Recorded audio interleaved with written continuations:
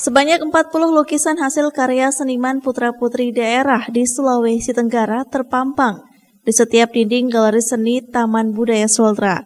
Sejumlah lukisan itu syarat akan makna dan menyimpan berbagai pesan, salah satunya lukisan yang menggambarkan seorang anak kecil memegang bendera merah putih yang memiliki makna cinta NKRI.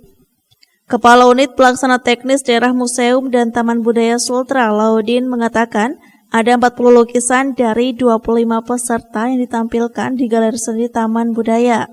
Hasil karya dari para pelukis itu merupakan binaan UPTD Museum dan Taman Budaya Sultra yang sebelumnya telah diberikan pelatihan.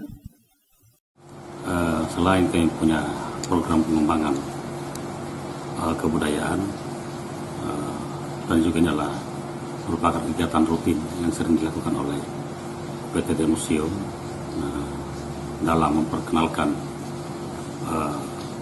kebudayaan yang ada di Sulawesi Tenggara, juga memberikan bimbingan kepada generasi muda untuk melakukan suatu kegiatan-kegiatan di UPTD Museum dan Taman Budaya, khususnya di Taman Budaya. Para pecinta seni seperti yang mencintai tentang lukisan.